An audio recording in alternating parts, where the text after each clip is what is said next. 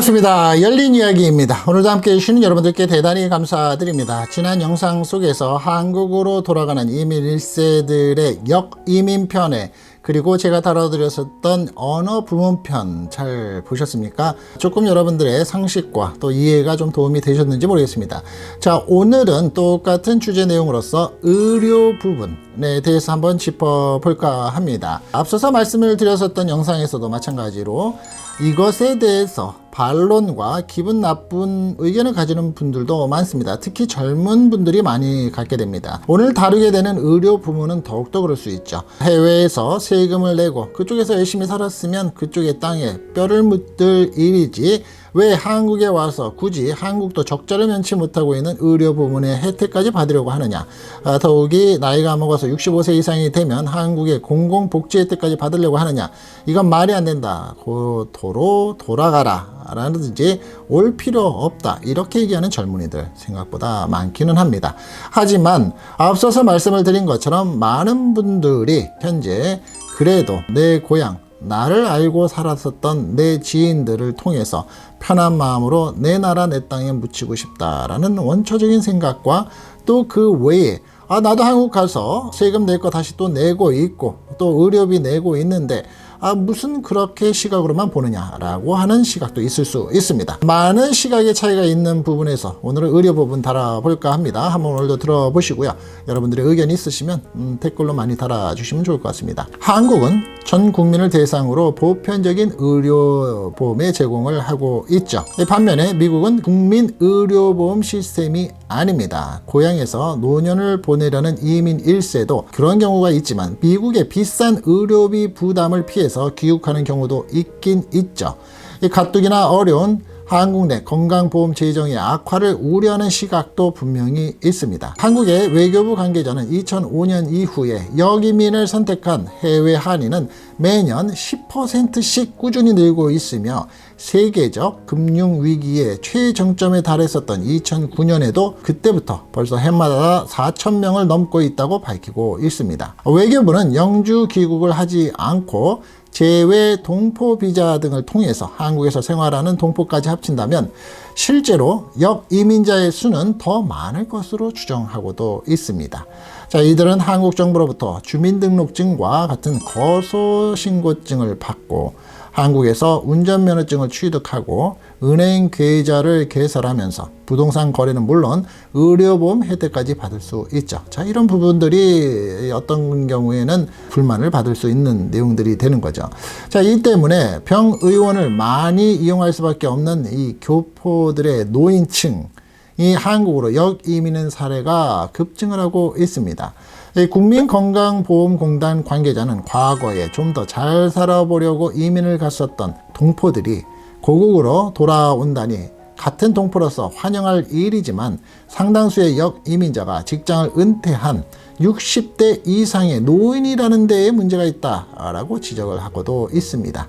지난해에 상반기에서 귀국을 한 부부의 예를 들으면 미국의 의료비와 약값을 감당할 수 없어서 그 비용이 미국 대비 10% 정도에 불과한 한국으로 되돌아올 수밖에 없었다라고 말을 하는 부부가 있기도 하면서 그에 대해서 역이민을 결정하기도 합니다. 또 다른 부부 같은 경우에는 미국에 남아있는 자녀들에게 재산을 증여한 뒤 제주도나 또 그 외의 지방도시에 전원마을에 또 정착을 하기도 합니다. 그 외에 또 실버타운으로 가는 사람들도 있고요. 소득과 재산이 거의 없어서 15만원가량의 기초 노령연금을 받으며 내는 의료보험료는 7만원 이하로 알려지기도 했습니다. 미국에서 웬만한 일로 병원을 갈 경우, 자, 미국을 한번 짚어보죠. 자, 한국의 시스템하고 미국의 시스템하고 잠깐 비교를 해드리겠습니다. 한국에서는 동네의 의원이나 조그만 병원을 가게 되면 예약 없이 조금 더 기다리게 되면 의사분과 상담을 하고 바로 그 자리에서 처방전을 받습니다. 미국에서는 로컬의 닥터만 보려고 하더라도 오피스에 대한 예약을 해야지 되고요. 또 종합병원 같은 데는 예약 잡기도 힘듭니다. 자, 간단히 얘기를 드린다면 미국에서 한국분들한테 말이 통하기 때문에 한국분들한테 내시경, 위장내시경과 대장내시경을 받고 싶습니다. 그런데 보험회사에서 나는 막대한 비용을 내매도 불구하고 보험회사에서는 대장내시경과 위장내시경을 한꺼번에 승인을 해주지 않죠. 미국에서는 그래서 대장 내시경과 위장 내시경을 따로 예약을 해야 되는데 한국 의사들한테 의사가 통하기 때문에 말이 통하기 때문에 예약을 하려고 그러면 동보인 경우는 최대 3개월에서 5개월, 6개월이 돼야지만 일단 의사하고 상담이 예약이 됩니다. 예약이 된 후에 내시경을 하려고 그러면 그로부터 또 몇 달을 기다려야지만 되죠. 최소 6개월 정도가 걸려야지만 위내시경이나 대장내시경을 그나마 하나를 받을 수 있습니다. 그런데 한국에서는 어떤가요? 위내시경과 대장내시경, 수면내시경으로 한 번에 받을 수 있습니다.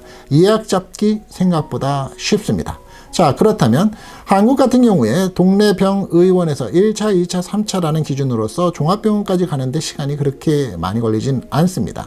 자, 위내시경 하나를 받기 위해서 미국의 종합병원을 예약하고자 한다면 지난 영상에서 말씀드린 것처럼 언어가 자유로워야 되고 의학 용어까지 내가 말을 할 줄 알아야 되면서 보통은 3주, 2, 3주면은 위내시경과 대장내시경을 받을 수는 있습니다.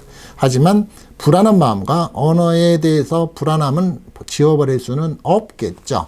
미국에서 웬만한 일로 병원을 갈 경우에는 수천만 원에서 수억 원의 병원비를 낼 수밖에 없어서 자칫 전 재산을 날릴 수도 있다라고 얘기를 합니다. 암이라든지 아니면 맹장 하나를 띄는 경우가 발생을 했을 때에도 보험료가 없으면 거의 파산을 해야지만 한다라는 마음가짐을 갖고 해야 된다라고 얘기를 하고 있고요. 자, 그에 대해서 이런 반론을 정하는 사람들도 있으실 겁니다. 한국과는 다르게 미국에서는 내가 극빈자로 내가 혜택이 되면 메디케이드로 해서 거의 공짜로도 받는데 무슨 소리냐라고 말씀을 하시는 경우들도 있습니다. 메디케이드와 메디케어이 분명히 존재하고 있는 미국. 메디케이드는 내가 수입이 거의 없거나 극빈자로 포함이 될 때 받을 수 있는 거고요. 메디케어인 경우는 노인들이 받을 수 있는 혜택이긴 합니다. 자, 그런데 이 메디케이드를 받게 되면 병원 치료에 대해서 조금은 다른 방식으로 받게 되는 거 여러분들도 다 미국에서 사신 분들은 아실 겁니다. 출산을 하는 경우에는 2번 다시 메디케이드로 해서 아이를 낳지 않겠다는 말이 오갈 수도 있는 그러한 현상들도 분명히 있습니다. 그래서 자칫 전 재산을 날릴 수 있다고 말하면서 귀국, 역이민을 결정하는 사람들도 있습니다. 자, 그런데 앞서서 말씀드린 것처럼 나이가 들고 노후, 은퇴 후에 역이민으로 있는 이 연령층이 부작용이 있는 겁니다. 미국 내 극빈층의 교포들은 수입 없어도 매월 $600에서 $700의 생계지원금을 받을 수 있고 의료비도 무료인 경우가 있습니다. 그러나 재산과 소득이 있는 경우에는 의료보험료와 병의원의 의료비가 한국보다 대체로 10배 이상 비싼 것으로 알려져 있죠. 자, 그러한 까닭에 실업자와 자영업자, 스몰비즈니스를 하고 있는 사람들은 의료보험 혜택의 사각지대에 놓여 있는 국민들일 수밖에 없죠. 미국에서 사는 사람들 얘기입니다. 개인적으로 의료보험을 만약에 산다고 한다면 수입의 상당 부분을 지출해야 하고 보통은 100만 원 이상의 회사 부담과 내 부담을 통해서 지출을 해야지만 되고 내가 보험을 가지고 있어도 네트워크에 통한 의사를 선택해야 되는 경우도 있고 또 그 커버리지가 보험 상품에 따라서 상당히 차이가 있습니다. 치료에 따르는 본인의 부담금도 크죠. 이 두 나라 사이에 아주 다른 의료 시스템의 차이는 코로나19 사태를 통해서 아주 극과 극의 차이점을 또 보여주고 있습니다. 코로나19 사태가 악화하면서 미국 생활에 심리적 고통을 호소하는 사람들이 많습니다. 한국에 대해서 부러움을 드러내고 살고 있으면서 가고 싶어도 갈 수 없는 한인들, 가고 싶어서 가는 한인들, 미주 한인들이 분명히 많습니다. 이들은 코로나19에 따른 치료비와 의료 시스템 붕괴에 따라서요, 내가 나이가 들어가면서 점점 두려움을 말하고 있습니다. 한국은 코로나19의 다른 나라들보다 미국보다 더 안전하고 만약의 경우에도 큰 의료비 부담 없이 치료를 받을 수 있다는 것이 확인이 되면서 자, 실비보험 같은 거 들어있으면 더욱더 혜택을 보죠. 한국은. 미국은 밀어내는 요소가 한국을 끌어들이는 요소가 더욱 보다 강하게 작용하기 때문에 이 시각에서 봐야 된다는 점입니다. 물론 삶의 터전을 송두리째 옮기는 역이민 쉬운 결정은 아니죠. 하지만 역이민을 놓고 고민하는 한인들이 늘어나게 되고 점점 늘고 있는 것은 분명합니다. 그리고 그러한 고민의 깊이는 코로나19이 얼마나 오랫동안 지속이 되고 우리들의 삶을 어떻게 바꿔놓을지에 따라서 앞으로 결정이 될 수도 있다고 봅니다. 역이민 하려고 하는 또 다른 이유는 높은 의료비와 병원 절차, 그것이 가장 큰 문제입니다. 노인들의 행동은 늦을 수밖에 없고 내가 병원에 상담을 하면서 인터넷으로 온라인으로 병원에 대해서 예약을 하고 하는 시스템 쉽지는 않습니다. 하지만 그럼에도 불구하고 미국에서의 높은 의료비와 병원의 행정적인 절차에 대한 부분은 더 힘들죠. 미국의 높은 의료비와 늦장 처리는 행정 절차에 있어서 최악의 수준이라고 볼 수 있습니다. 캐나다, 독일, 호주, 일본 등 고소득 10개국의 2013년부터 2016년도의 데이터를 미국과 비교 분석한 결과에 대한 발표 작년 자료에 따르면 2016년 기준 미국은 국내 총생산 GDP의 17.8%가 보건의료비라고 합니다. 비교 대상 나라들은 가장 낮은 호주가 9.6%, 제일 높은 스위스도 12.4%에 불과를 했다고 합니다. 그럼에도 불구하고 기대 수명은 이들 나라보다 미국이 짧습니다. 영아의 사망률은 신생아 1,000명당 5.8명으로서 비교 대상국 평균 3.6명보다도 훨씬 높고 최악이라고 하고 있습니다. 미국의 높은 의료비 역시 부담이죠. 그런데 미국에도 분명히 이 트럼프 전 대통령은 없애려고 했었던 오바마 케어라는 게 있습니다. 오바마 케어도 도움이 되고 있죠. 전반적으로는 한국보다 부담스러운 것도 사실입니다. 왜냐하면 내가 내야 되는 코페이에 대한 가격도 다르고 디덕터블이라는 개념도 상당히 안정적이지 못합니다. 그리고 매년 가입을 하면서 여러 가지의 조건이 합당하게 들어가지 않는 경우도 있습니다. 내 수입에 따라서 한국의 의료보험처럼 들어가는 보험비의 기준이 다르죠. 그리고 의료 서비스도 한국이 훨씬 낫다라고 보는 시각입니다.